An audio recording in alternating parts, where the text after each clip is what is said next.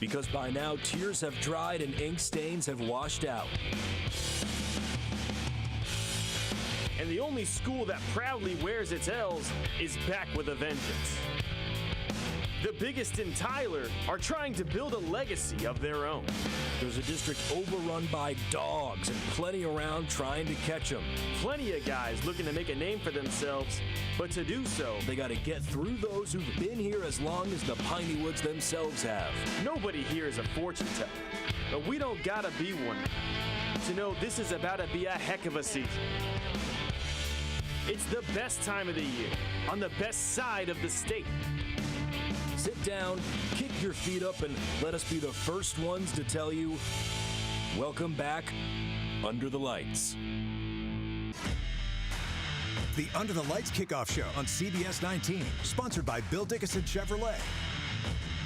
Alrighty, yes sir. Good evening, everyone, and thank you so much for joining us for the Under the Lights preseason special. Dan Millay and Jimmy Searfoss with you, alongside Damian Bartonic, and we'll be your guides this season as we journey across Beast, Texas, to provide y'all with the best, most complete coverage of football season in 2025. That's right, Dan. We've been waiting for this moment since that last trophy was held up in Jerry World last year. It's been a long 8-month wait. Finally, we're back to it. And hey, we're joined by Damian Bartonic, new member of the squad. He came out here from West Texas. Now he's on the right side of the state, the Beast side of the state. He's going to be doing some duties for us. Damian, tell us a little bit about yourself, where you're coming from, and what you've seen from East Texas in your time here. Well, Jimmy, I'm going to tell you like this, man.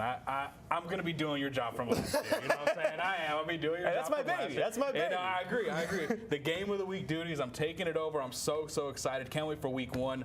It's going to be a great time. And so far, man, I'm not going to lie. There's been a lot of things that have stood out to me when it comes to East Texas football. The amount of great athletes we have. I mean, we had people in the open flipping, doing cartwheels, honestly. I mean, insane. Just the amount of athletes, amount of talent here, and the amount of players that are going D1.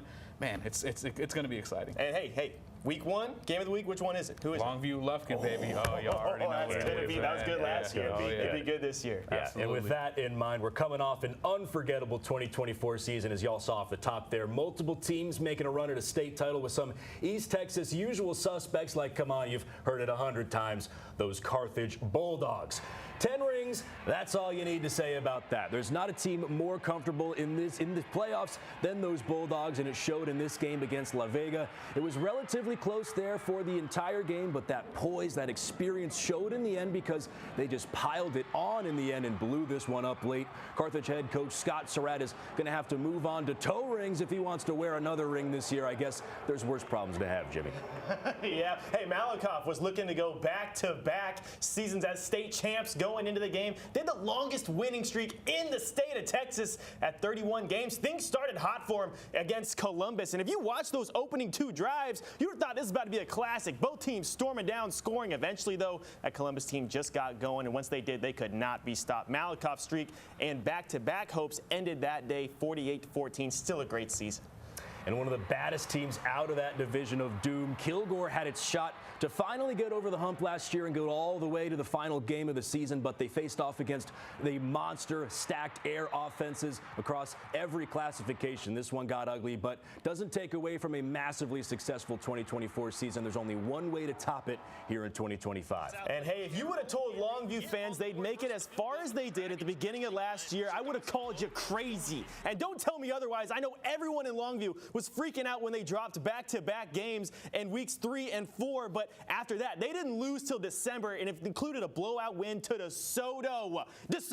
And that season went down to the wire. If you don't remember, they were fixing to go into overtime against South Lake Carroll in the state semifinal. South Lake Carroll's kicker initially missed the kick to win the game, but a flag came out. Someone touched the kicker trying to block it, and you can see it right up here. The second one went in. Heartbreaking way to end the season, but they're back for more. It was one of the most gut-wrenching losses that I have witnessed ever. Opening right off the bat. We went to Longview just the other day, though, and they said they've learned from it, flushed it, and now they're back to attack this season without the guy who carried the load from most of last season. I'm talking literally running back Kelvin Washington scored more touchdowns in a season than any Lobo ever, and that's really saying something when you think about the running backs that have been there. He went to D1 now. Now they got to replace that kind of production. And you know what? History says they'll be just fine. Seasons change. People change. Longview football doesn't. Well, the thing about Lobo football is it's a great program, you know, and it starts at an early age. And I'm talking about all the way from Pee Wee, Little League, football through middle school to high school. And when the time they get to us, it's, you know, the cream rises to the top. And what that program produces is some dang good running backs. Last year, Kelvin Boosie Washington set a single-season touchdown record. The year before that, Taylor Tatum was the top running back in the state of Texas. The year before that, they produced another top-rated running back into Kalen Taylor. He's now at Colorado. And somewhere on that field, another great back is waiting to make a statement. But head coach John King isn't quite ready to say who it is yet. We got a guy sitting ready to go now. I think he's going to have a special year. I'm not going to anoint anybody just yet, but we got a couple of guys that are going to be prime candidates for that position, and you know they just got to work itself out. And even if there isn't one, they'll be okay, because wide receiver Jaden Herndon is already a top 10 receiver in the state, and he's just a sophomore. Tie that in with an always tough Lobo defense, and you've got a good reason Longview has gone 25 years straight without a losing season. Well, it's two words we use: built different. And, you know, we talk to our kids all the time about it. We're a different animal than a lot of other people are. We're kind of an old school football team, you know, two backs and an eye. Built different is what we live off of. Always count on those Lobos reload, man. That team just produces Don't players. bet against John King. Ever. Don't do it. Don't do it. It's a bad bet. But like Longview, Kilgore is hoping to bounce back after nearly climbing the championship mountain in 2024. And when I caught up with them a couple weeks ago, they sounded pretty confident in their ability to do so. I took a trip down to Kilgore just about 2 weeks ago. The Bulldogs, they're big, they're loose, and they're hungry. If there's one thing I noticed, it's that hunger to take the next step, the final step to make history. And they feel they've learned the necessary lessons from last season to take that next step. I feel like we have a lot of younger guys that's going to step up, and guys that are more confident, they work harder, and they're just built into the program, bought in. Everyone's bought in. And we have a lot of more leaders stepping up, for sure, a lot of more leaders. It was a great run, and we did learn some valuable lessons. I think, you know, focus, consistency was key and critical into the playoff run, and those are lessons that we'll carry with us this season. Losing in state makes us only one hungrier. I can guarantee you that we will be back, and we will not be losing, for sure. I can guarantee you that. A guarantee, folks. Kilgore's got one of the biggest games of the year right off the bat. They're playing Carthage week 1, maybe best game in the state. I don't know. We'll be there for it. All right, y'all. Now it's time to talk about these squads here in the backyard of CBS 19.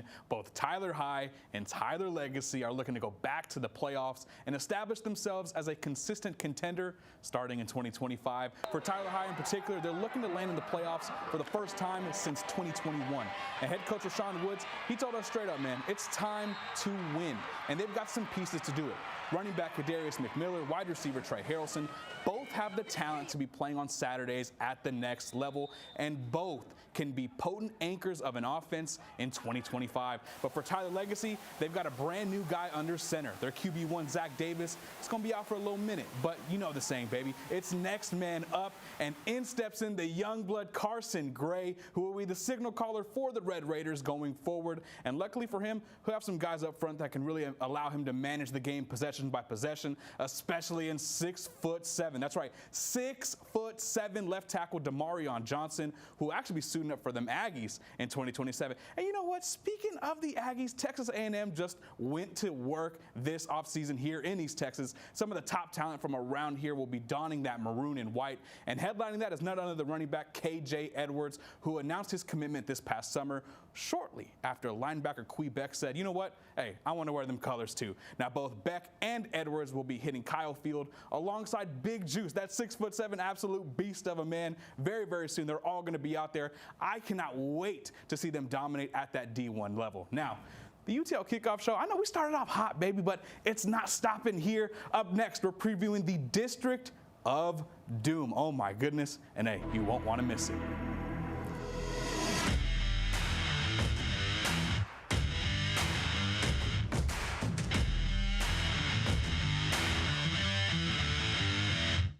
Back to the Under the Lights preseason special. Jimmy Searfoss, Dan Malay, back with you talking about the District of Doom, one of the toughest there is in East Texas. Here we go. 5 teams that have a legitimate chance to come out on top in 4A Division I, Region 3, District 9. Yeah, Jimmy, kudos to you there. That's a lot to get in. It's a mouthful. Kilgore, Pine Tree, Chapel Hill, Lindale, and Henderson finished 1 through 5 in the district last year, but they all have reasons to feel confident going into 2025. We've already hit on Kilgore once, but let's roll through the Bulldogs again quickly here. Kilgore is coming into this season with a clear purpose. We heard LaKelion Graves before. He's guaranteeing a return to the state championship and a state win at that, and the Bulldogs have got the combination of experience and youth to get it done. All right, now though, Pine Tree. Let's talk Pine Tree. They jumped out of nowhere last year. You kidding me? 6-5 in 2023, and then 10-2 in 2024. Dan, how did they go up from here? Tell me. Well, last season, head coach Jason Bachman told us while Pine Tree isn't a traditional Beast Texas powerhouse, that's the sort of reputation they're working towards. And after the success that they saw last season, they're leaning on returning guys like Ashton Valentine and Roger Attaway to carry that momentum from 2024 into 2025. That was one of my favorite stories from last season. All right, now, Chapel Hill had a run of their own last year, but they ended up getting bounced by their own division rival Kilgore. They've got a new quarterback this year that'll allow these Bulldogs to not skip a beat coming into this season. Last year's primary QB, Demetrius Brisbane, and primary running back, Ricky Stewart, are both off at big-time Division I programs, but the new quarterback, Malik G, is more than ready to fill the void on offense. G threw for more than 1,200 yards and 13 touchdowns and ran for another 520 yards and 7 tutties last season, all in limited playing time. Now to a team that didn't quite have the high-level regular season as the Pirates or either Bulldog teams. Lindale went 6-6 last year, but there's plenty of reason to believe that those Eagles can soar in 2025. This coach, Cochran, talked about the importance of his team being player-led. He's leaning on the guys that have been there and done that to show the underclassmen how to play Lindale football, and that means playing hard and playing physical. Folks, the Eagles are a hard-nosed Beast Texas football team at its finest. All right, and you know, we got to take another breather here. I'll grab this one because those Henderson Bulldogs were this close to making the playoffs last year. You want to talk about getting hot? Last year, they beat Kilgore, they beat Athens, they just barely lost to Liberty Ilo. Then they lost 3 straight games at the end of the season to keep them out of the playoffs. If they took even one of those last 3 games, it might have been a different story. The team is right there talent-wise. And well, now that story is different again because the guy that led them to all that success, Clay Baker, bounced back to Carlisle to become the head coach over there for the 2nd time. So Henderson brought back a coach of their own for the 2nd time. Now, Damien, the last time Ricky Meeks was in Henderson, he left a state champion. Why is that going to happen again? Well, above all, Jimmy, I got to tell you like this, man. It comes down to a winning pedigree. We all know his dad's legacy is cemented in the sport of football here in the Lone Star State. But for Ricky, over in center, he did his thing and established that program to be one that'll contend for years to come. And he had 3 straight years with 7 or more wins down in center, something that hadn't been done since the 90s. So it shows if anyone knows how to build up a program, it's going to be Meeks, man. But that's the best part. The foundation for this squad in Henderson has already been set. All he's tasked with now is just retooling his team and continuing to gain the trust of those lacing up the cleats. Yeah, I mean, you think about our seniors, they're fixing to be on their 3rd football coach since they've been in high school. And so we had to take a lot of time early on to work with that relationship. You know, they got 1 year left. Why should they trust me? Why should they trust the coaches coming in? Because we're on our 3rd one. So we've got to make them understand the importance of being a part of our athletic department. And they've got a tough test out of the gate. They got Athens on opening night. We'll see exactly where this team is very soon. Oh, boy, I cannot wait, y'all. I cannot wait. Damian Meeks ain't the only coach that wasn't where he is not where he was at last year. Let us introduce y'all to some of the newest program builders in East Texas. That's after the break.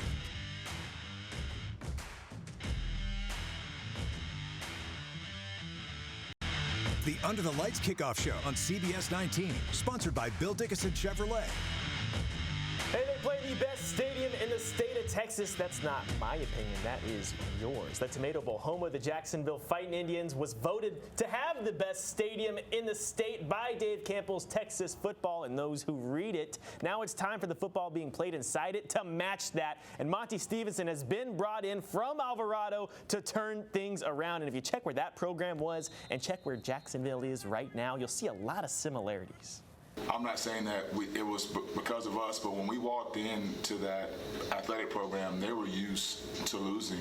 So we never talked about how we're going to win a game or how many games that we're going to win. We showed them what the model will look like to help those kids win games. And then that first year, we were 5-7. Second year, 7-5. The next year, 13-1. So we knew it had nothing to do with how many games we're going to win. It's how we're going to do it. And man, they look like winners regardless. Their uniforms, I cannot wait to see them. Easily the best in the state, including those helmets. Absolutely. I'm really excited to see what Monte Stevenson does in Jacksonville with those beautiful, beautiful uniforms. But when we talk new coaches, we're almost always talking head coaches, and understandably so. But when a team adds a former Texas Longhorn and NFL tight end to its staff, you best believe we're going to pay them a visit. Joining the District of Doom on Lindale's sideline is Tyrone Swoops, and he is ecstatic to be on the Beast Texas scene. Small-town Texas football isn't new to Tyrone Swoops, who grew up in White-Wright, but East Texas football is. He wound up here by connecting with Texas Tech's tight end coach Josh Cochran, of course, brother of Matt and Chris Cochran, Lindale's OC and head coach. Swoops has just touched down in the Piney Woods, and he's already fitting in.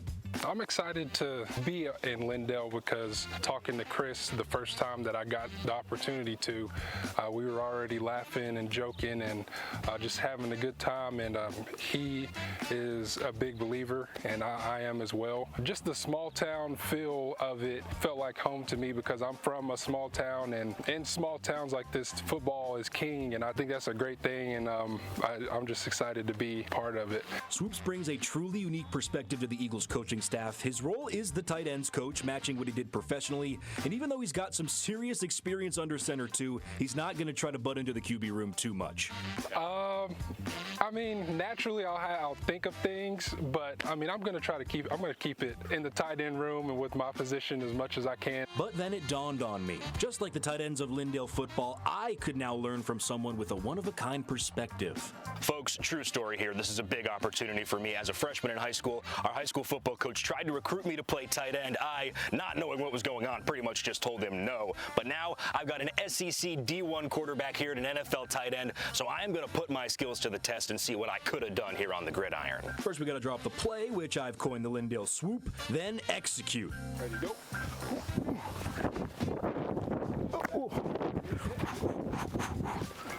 Woo! Great hands on that kid. Probably could have been a D1 talent. Just like I did right there, Lindale football is going to benefit massively from the knowledge Swoops brings to the table. Knowing what the defense is doing, where they're lined up, can help you predicate what you do on offense. Moving to tight end, it was just a more learning experience. A lot of that knowledge, just a lot of technique things, a lot of moving efficiently, being able to give them those tidbits on efficiency and body movement.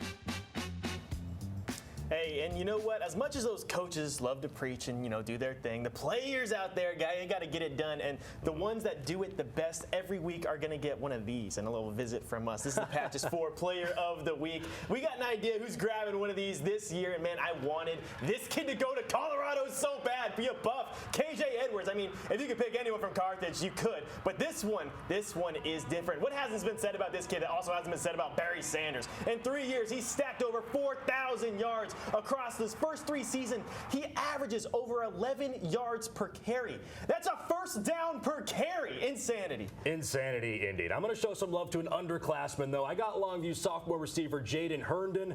We talked about it already. The Lobos offense ran through Kelvin Washington last season, so Herndon totaled just 13 catches for 190 yards and only 1 touchdown. But despite that, kids already racked up offers from Illinois, Texas A&M, Texas Tech, and many more. I'm expecting big things out of Jaden this year.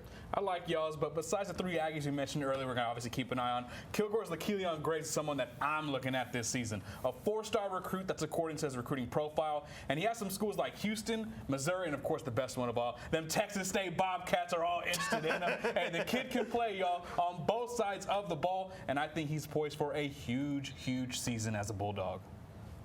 We'll see y'all after this.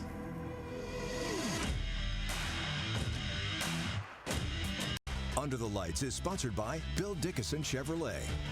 Well, welcome back to the Under the Lights special. Our time is almost out of here. But before we go, Dan and I got to talk about those preseason Fat 15 rankings. Yeah, Jimmy, it's a pastime unlike any other in sports, reacting to and arguing over what are essentially educated guesses here. We're going to start with 6A, 5A, 4A. You've got your ranking on the left, your team name, your record, and where they ended up in the rankings last year on the right. It's Carthage, Longview, Texas High, Kilgore, Lufkin, Pleasant Grove, Gilmer, and Chapel Hill. That's 1 through 8. And then it's going to be Pine Tree at 9, followed by Marshall, Van, Athens, Sulphur Springs, Lindale, Tyler Legacy. Raiders sneaking in there. They're tied with Center at the 15th spot. Hey, big school's ready to make some big noise in 2025. In the smaller school rankings, got Malakoff trying to rebound after their state final loss. Westwood, Jefferson, Winsboro, Grand Saline, Liberty Ilo, New Diana, and Beckville in the top 8. And finally rounding out Wascom, Honeygrove, Lovelady, Garrison, DeKalb, Dangerfield, and Troop.